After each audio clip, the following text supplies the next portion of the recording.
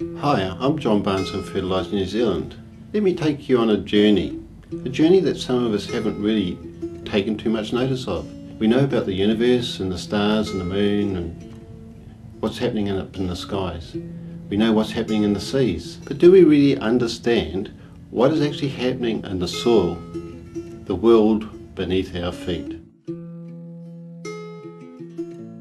I wonder how many of us really know how many microbes we have in the soils. Do you think we've got a few kilograms of microbes per hectare?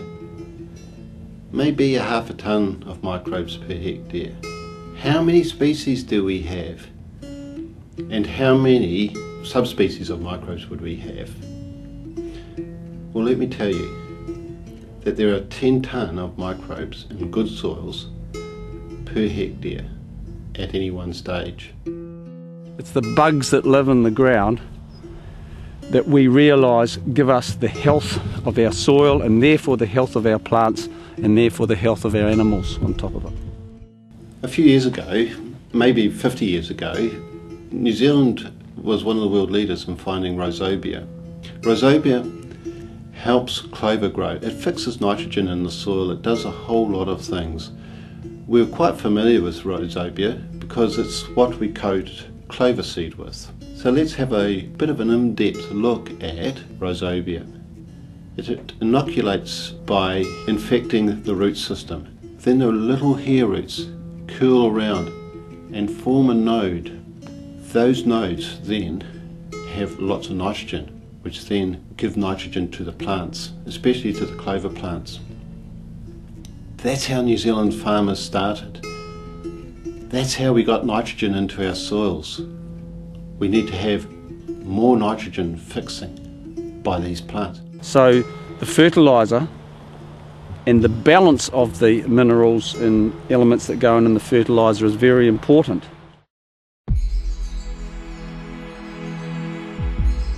White clover. This is healthy. These roots will have nodules on them, which are what help that plant through the use of the bacterium Rizobia, Rhizobium, to fix nitrogen.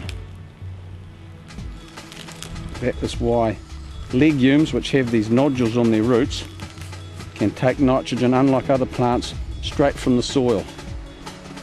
Other plants have to wait for another plant to die and then get their nitrogen in that way. Within the soils we have capacities. Part of the capacity is cation exchange capacity, which means that we can hold calcium, magnesium, potassium and sodium.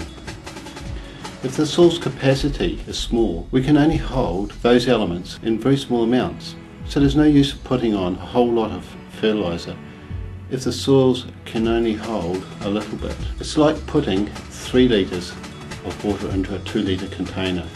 It just doesn't fit. You still only have 2 litres. It's the same with these 4 elements: calcium, potassium, magnesium and sodium. And while those are very important, we realise now there's a whole array of things that have to be considered in conjunction with that, and the big word is balance. Yep. To a farmer like me, the big word is the balance of your minerals and elements. Within the cation exchange capacity, we need to look at the base saturation. That is how much calcium we have, which is around 65%, how much magnesium we need for the soil, and that's around 10+%, how much potash we need, and that's around 3%, and how much sodium we need, between 1 and 2%. And it's this ratio that gives us the animal health issues that we face in New Zealand today.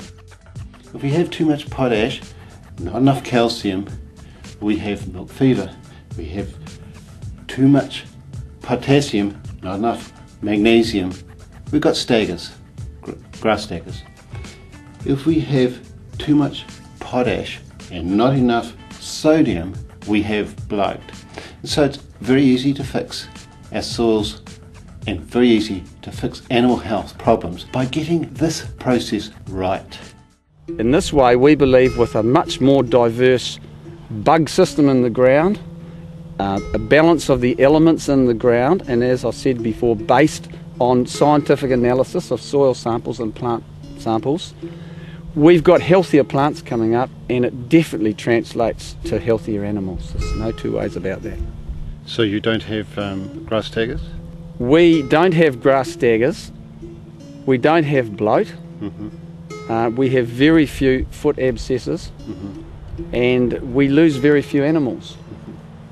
And normally when you're raising 100 to 150 animals over a year, you'll have some loss rate.